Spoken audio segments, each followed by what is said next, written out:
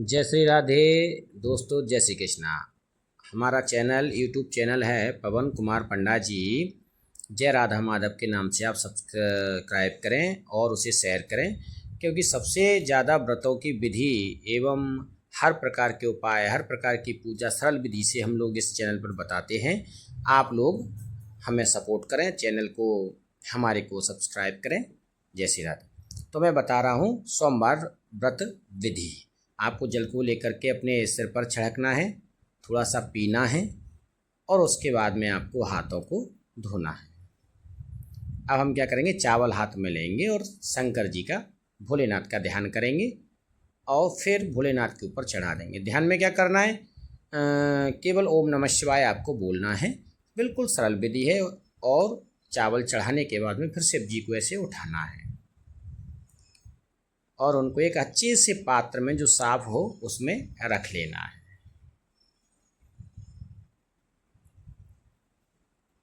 हाँ, फिर हम जल चढ़ाएंगे शिव जी पर ऐसे ओम नमः शिवाय बोलते हुए। ओम नमः शिवाय, ओम नमः शिवाय।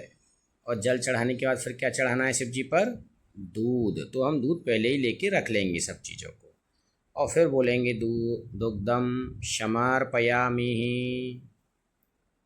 और ओम नमः शिवाय बोलना है, क्योंकि ओम नमः शिवाय बोलने से क्या होता है, हमें और मंत्रों की आवश्यकता नहीं रहती। फिर हम उस पर क्या चढ़ाएंगे, दूध के बाद में जल।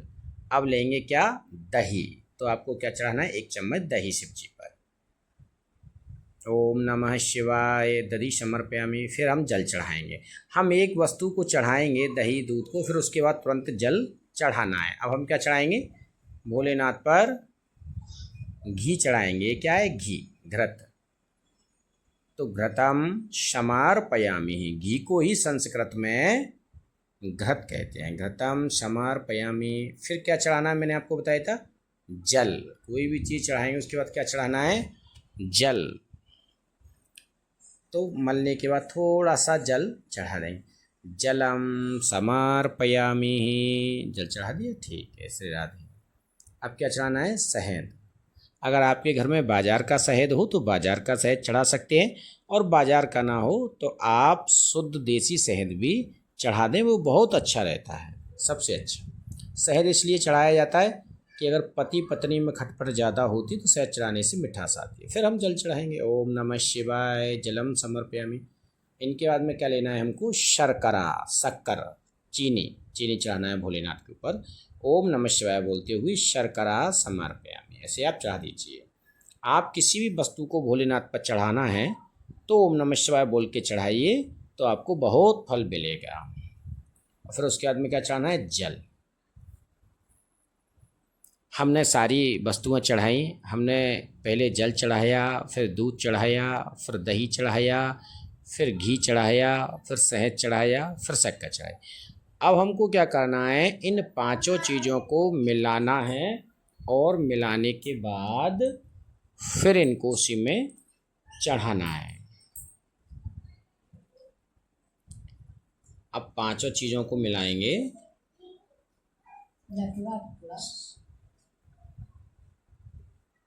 और स्नान कराएंगे।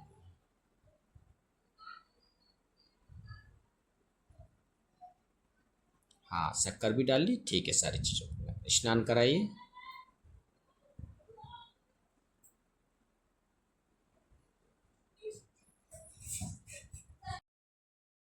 है कि ऐसे स्नान कराना है।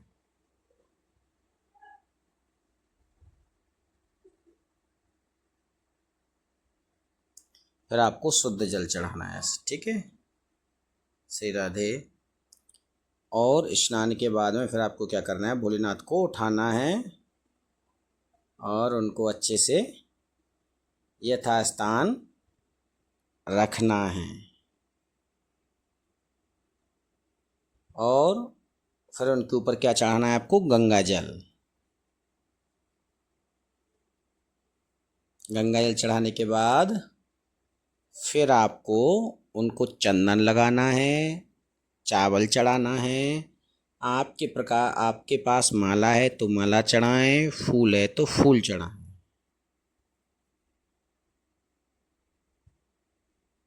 हाँ, ऐसे बिटिया चंदन लगा रही है ना, ऐसे आपको चंदन लगा देना। मैंने बोला था अभी, भोलेनाथ को चंदन लगा के चावल चढ़ाना है।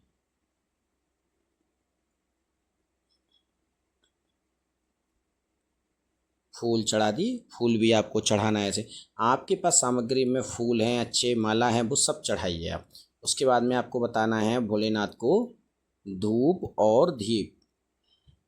हाँ, इसको लेके ऐसे बताएंगे, ठीक है।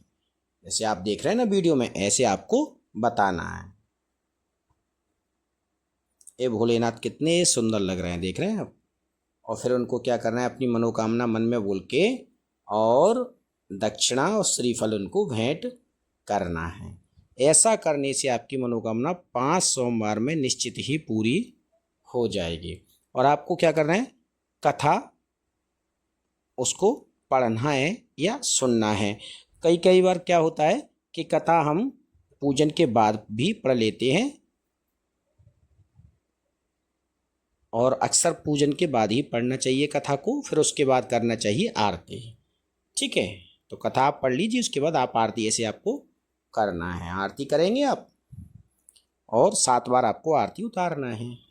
ओम जय शिव ओमकारा, भोले हर शिव ओमकारा, ब्रह्मा विष्णु सदा शिव अर्धांगी धारा। ओम जय शिव ओमकारा।